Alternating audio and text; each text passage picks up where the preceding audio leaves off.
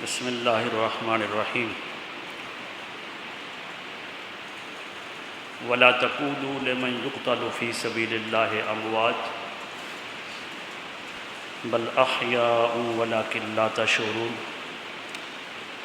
صدق اللہ العظیم۔ رب اشرح لي صدری ویسر لي امری واحلل عقدۃ من لسانی یفقہوا قولی۔ صلاۃ و سلام علیک یا سیدی یا رسول اللہ۔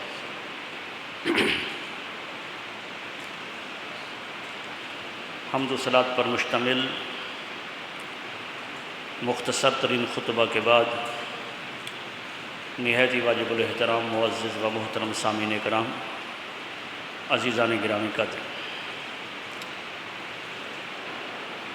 11 محرم الحرام جمعہ کے دن اللہ رب العزت کی مقدس عبادت گاہ مسجد میں اللہ تبارک و تعالیٰ کا مقدس دین سننے اور سنانے کے لیے جمع ہیں۔ اللہ رب العزت ہماری حاضری کو قبول فرمائے۔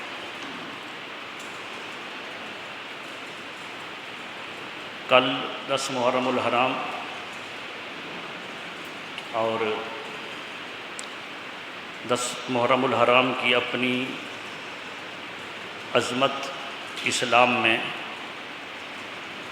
وہ نواسہ رسول کی شہادت سے پہلے بھی تھی، اور پھر نواسہ رسول کی شہادت نے اس 10 محرم الحرام کی شہرت کو دوبالا کر دیا۔ 10 محرم الحرام کو سیدنا امام علی مقام امام حسین رضی اللہ تعالیٰ عنہ کی شہادت ہے، تو آج جمعہ کے اس مختصر سے خطاب میں نے جو موضوع مختص کیا ہے وہ ہے شہید کی شان، شہید کی عظمت۔ اللہ رب العزت نے اپنے مقدس کلام میں یہ جو آیت کریمہ میں نے تلاوت کی ہے، اس میں ارشاد فرمایا کہ لا تقولوا لمن يقتل في سبيل الله اموات، جو اللہ کے راستے میں مارے جائیں ان کو مردہ نہ کہو، بل احیاء ولكن لا تشعرون، بلکہ وہ زندہ ہیں اور ان کی زندگی کا تمہیں شعور نہیں ہے، تمہیں ان کی زندگی تمہاری سمجھ میں نہیں آتی ہے، اس کی زندگی کو سمجھ نہیں سکتے ہو۔ یہاں پر رب کائنات نے یہ فرمایا کہ جو اللہ کے راستے میں مارے جائیں ان کو مردہ نہ کہو۔ آگے رب کائنات نے ایک اور مقام پر ارشاد فرمایا کہ لا تحسبن الذین قتلوا فی سبیل اللہ امواتا، جو اللہ کے راستے میں مارے جائیں ان کو مردہ گمان بھی نہ کرو۔ ایک ہوتا ہے نا کہ زبان سے کہنا کہ یہ مردہ ہے، منع کیا رب کائنات نے، جو اللہ کے راستے میں مارے جائے ان کو مردہ نہ کہو زبان سے۔ اور دوسرا یہ کہ لا تحسبن الذین قتلوا فی سبیل اللہ امواتا، جو اللہ کے راستے میں مارے جائے ان کو مردہ سوچو بھی نہیں۔ سوچ ایک ایسی چیز ہے کہ سوچ پر مواخذہ نہیں ہے۔ مثلا کسی نے رات کو سوچا کہ میں صبح اٹھ کر شراب پیوں گا، اب اس سوچنے پر مواخذہ نہیں ہے۔ صبح اٹھ کر اس نے شراب نہیں پی تو اس کے اس سوچنے پر گناہ نہیں لکھا جائے گا، جب تک وہ کام کر نہ لے۔ اس نے شراب پی تو پھر اب اس کا گناہ لکھا جائے گا۔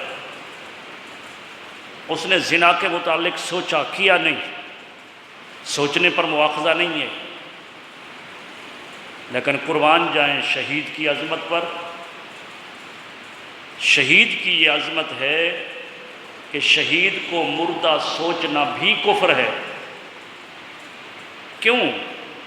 قرآن مجید کی نص قطعی ہے، اللہ رب العزت کا کلام ہے، رب کائنات کا امر ہے، حکم ہے رب کائنات کا کہ ان کو مردہ نہ کہو زبان کے ساتھ۔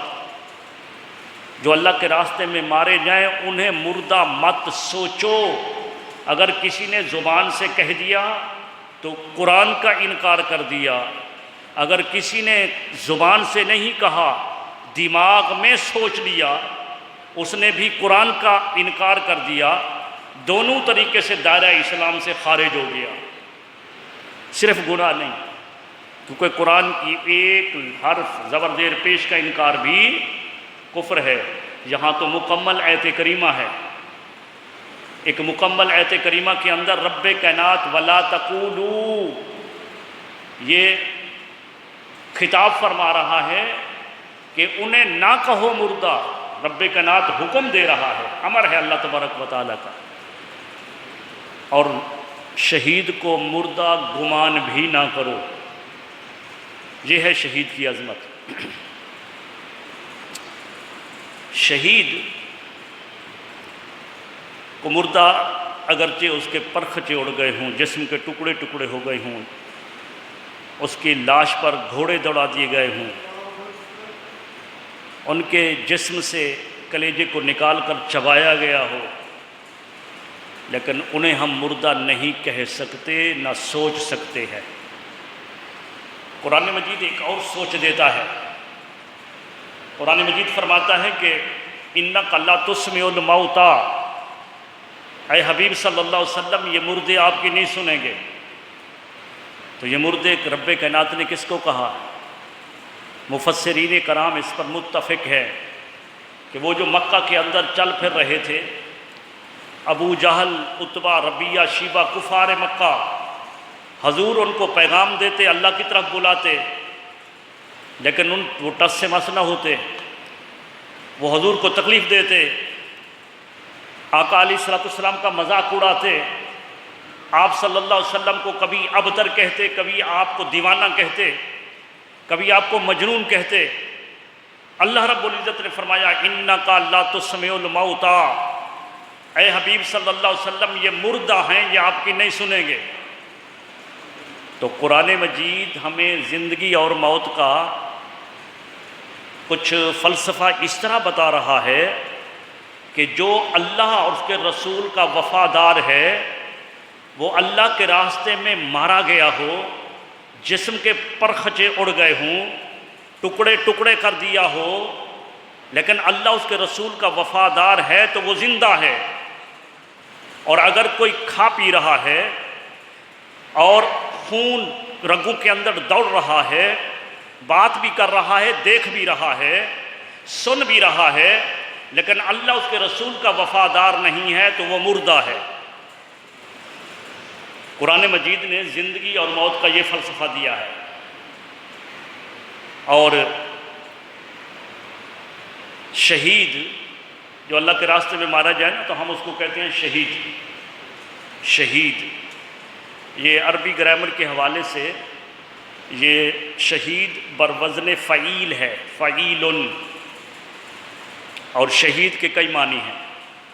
عربی زبان جس میں اللہ رب العزت کے مقدس کلام بھی عربی کے اندر ہے اور اس کے پیارے حبیب صلی اللہ علیہ وسلم کی زبان بھی عربی ہے، تو عربی زبان کے اندر معنی کا ایک بے قراں بے کنار سمندر ہے۔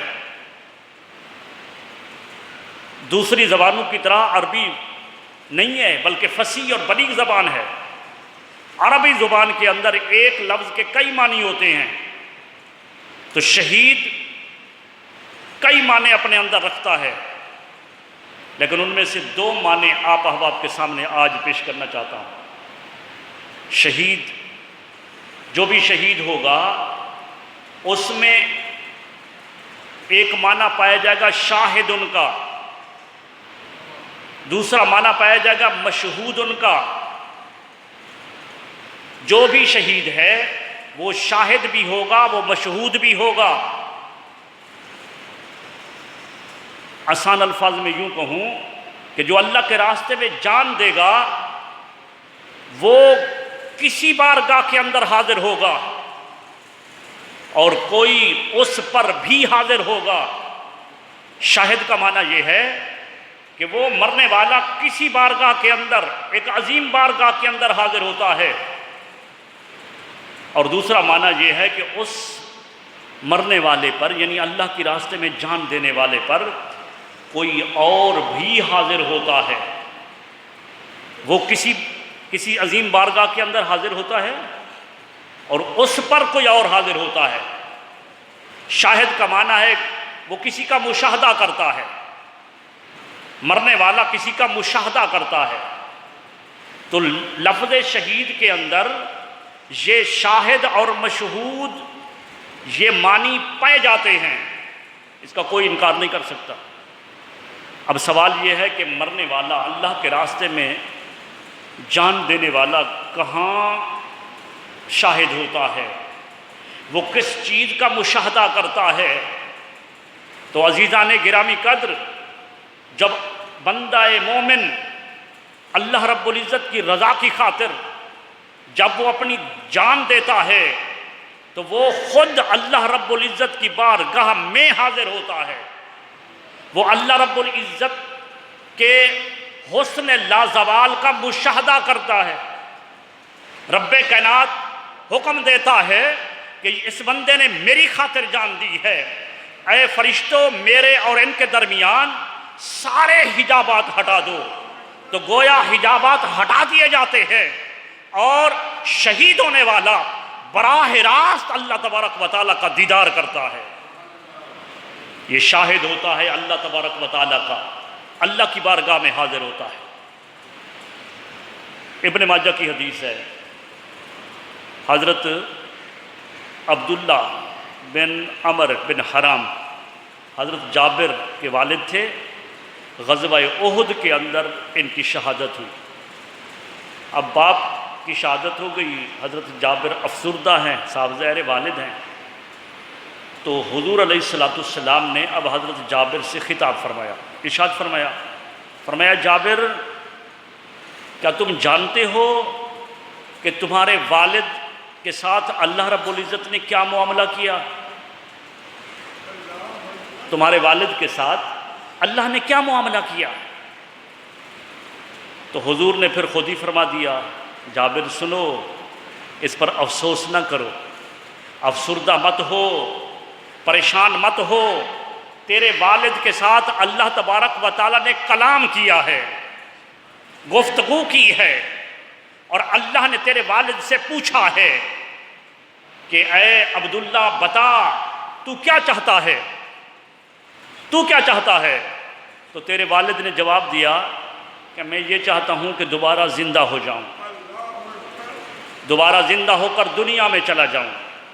کیا کچھ اور تعیش کے لیے، دنیا کی نعمتوں کا کچھ اور فائدہ اٹھانے کے لیے، ادھر ادھر کچھ سیر و تفریح کے لیے؟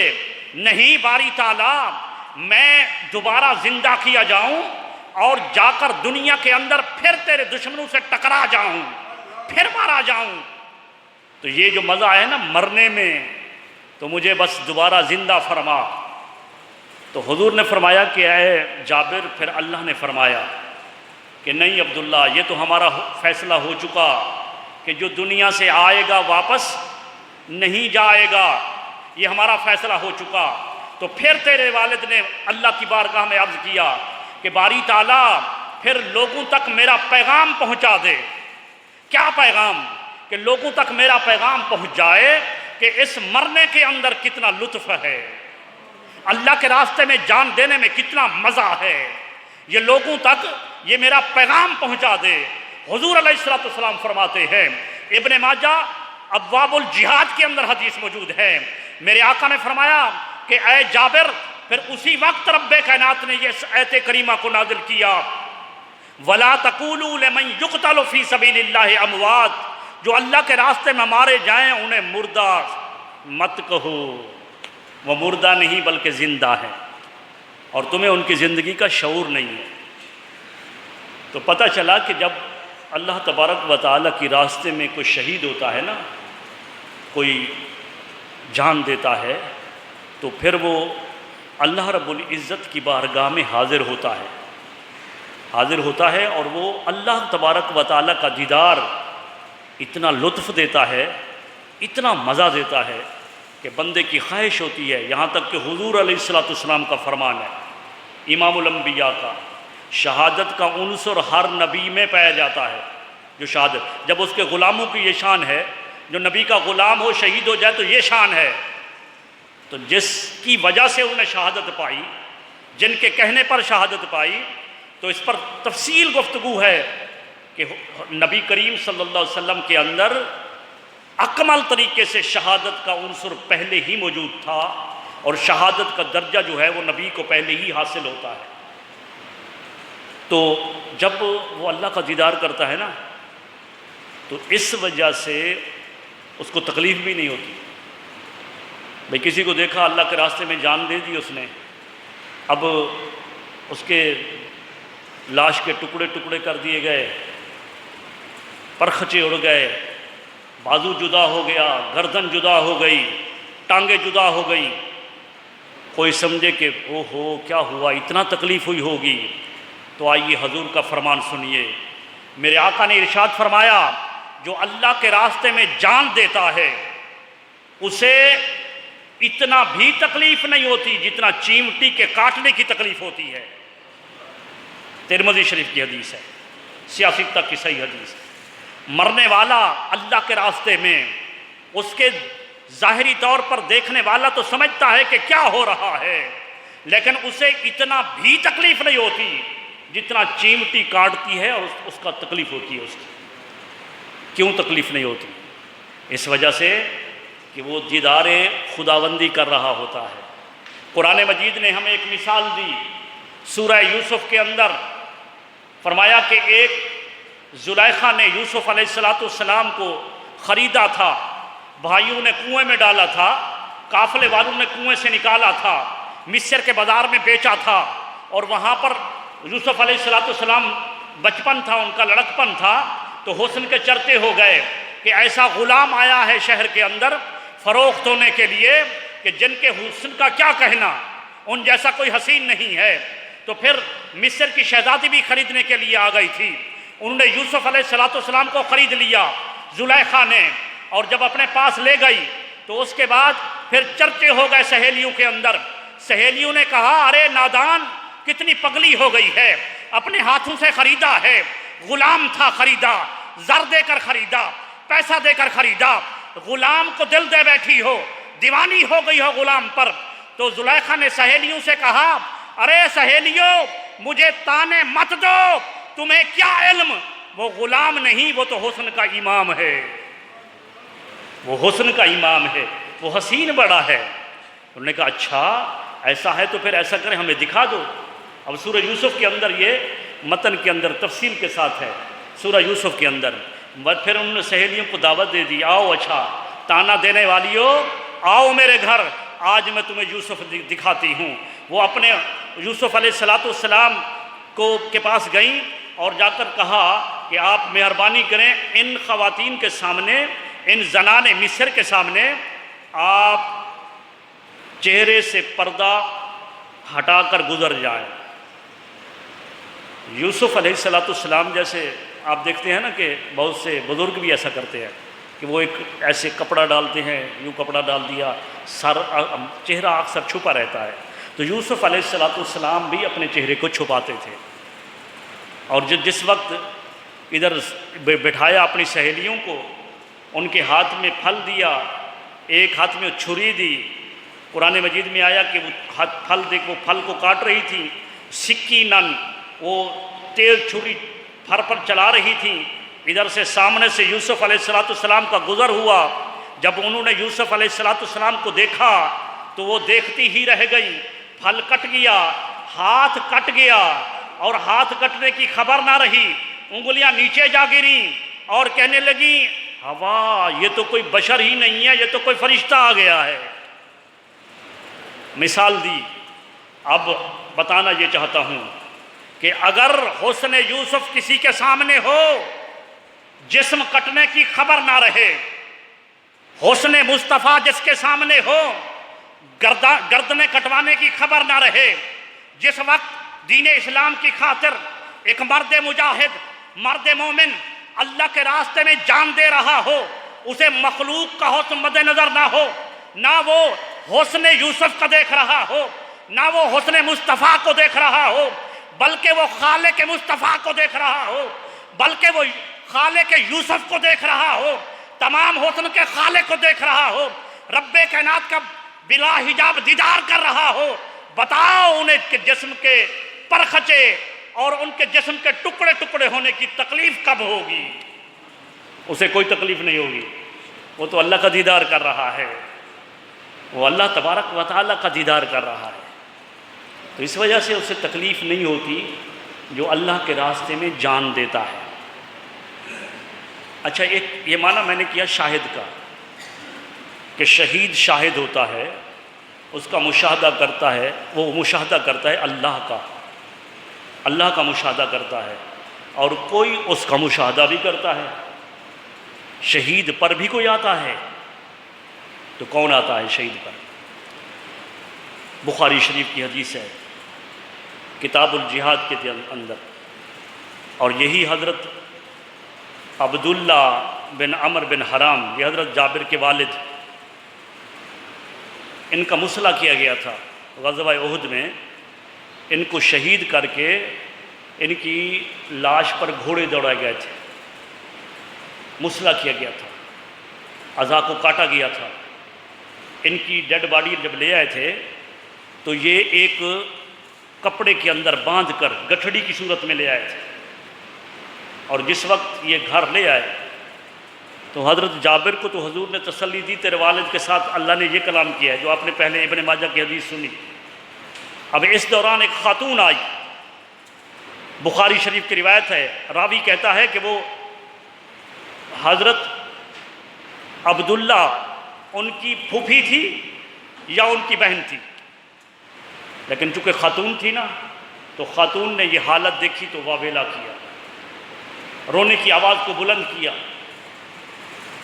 تو حضور علیہ السلام نے اس خاتون سے فرمایا کہ اے خاتون، اس پر یعنی عبداللہ پر مت رو، شور نہ کر، واویلا نہ کر، تمہیں کیا علم کہ اس پر تو اللہ کے فرشتے سایہ کیے ہوئے ہیں، اللہ کے فرشتے سایہ کیے ہوئے ہیں۔ تو یہ بخاری شریف کی حدیث۔ اور حاضر کون ہوتا ہے شہید پر؟ شہید پر حاضر ہوتے ہیں ملائکہ، ملائکہ حاضر ہوتے ہیں۔